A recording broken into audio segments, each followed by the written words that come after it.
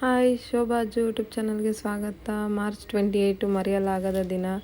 ಇವತ್ತಿಗೆ 1 ವರ್ಷ ಆಯಿತು ನಮ್ಮಮ್ಮ ಡೆತ್ ಆಗಿ. ಸೊ ವರ್ಷದ ಕಾರ್ಯ ಮಾಡೋಣ ಅಂತೇಳಿ ನಾನ್ ವೆಜ್ ಕಟ್ಟಿಸ್ಕೊಂಬರೋಣ ಅಂತ ಹೋಗ್ತಾಯಿದ್ದೆ. ನಾನು ಚಿಕನ್ನು ಮತ್ತು ಮಟನ್ ತರೋಣ ಅಂತ.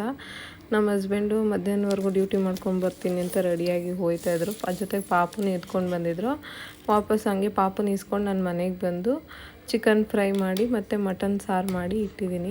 ಏನಕ್ಕೆ ಅಂದರೆ ನಮ್ಮಮ್ಮಂಗೆ ಹೋದ ವರ್ಷ ತಿಥಿಲು ಸರಿಯಾಗಿ ಏನು ನಾನ್ ವೆಜ್ ಏನೂ ಮಾಡಿರಲಿಲ್ಲ. ಸೊ ಹಾಗಾಗಿ ಇವತ್ತಾದ್ರೂ 4-5 ಜನನ ಕರೆದು ಊಟಕ್ಕೆ ಕರ್ಕೊಡೋಣ ಅಂಥೇಳಿ ನೋಡಿ ಈ ಥರ ನಮ್ಮಮ್ಮಂಗೆ ಅಲಂಕಾರ ಮಾಡಿ ಎಡೆ ಇಕ್ಕಿ ಎಲ್ಲ ಪೂಜೆ ಮಾಡಿದ್ದೀನಿ. ಕರೆದಿದ್ದೆ ಒಂದು 7-8 ಸೀಟ್ ಬಂದಿದ್ದರು ಊಟಕ್ಕೆ. ನನಗೆ ಸ್ವಲ್ಪ ಸಮಾಧಾನ ಆಯಿತು, ನಮ್ಮಮ್ಮಂಗೂ ತೃಪ್ತಿ ಆಯಿತು ಅಂತ ಅಂದ್ಕೊತೀನಿ. ಯಾಕೆ ಅಂದರೆ ನಮ್ಮಮ್ಮ ಸತ್ತಿದ್ದಾರೆ ಅನ್ನೋದಕ್ಕೆ ನನಗೆ ಈಗಲೂ ನಂಬೋಕ್ಕಾಗ್ತಾಯಿಲ್ಲ. ನಾನೆಲ್ಲೋ ದೇವ್ರ ಕಾರ್ಯ ಮಾಡಿದೆ ಅನ್ನೋ ಥರ ಅನ್ನಿಸ್ತಿದೆ.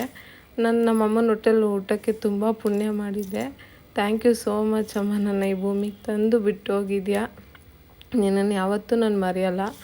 ಮತ್ತು ಇಲ್ಲಿ ನೋಡಿ ನನ್ನ ಮಗ ಆಟ್ಕೊಂಡು ಕೂತಿದ್ದಾನೆ. ತುಂಬ ಬೇಜಾರಾಗ್ತಾಯಿತ್ತು ಇವತ್ತೆಲ್ಲ. ಅಮ್ಮನ ನೆನೆಸ್ಕೊಂಡೇ ಅಳ್ತಾ ಕೂತಿದ್ದೇವೆ.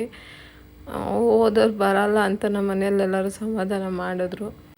ತಾಯಿ ಇಲ್ಲ ಅಂದರೆ ಏನೋ ಕಳ್ಕೊಂಡಂಗೆ ಅನಿಸುತ್ತೆ. ಮಿಸ್ ಯು ಅಮ್ಮ.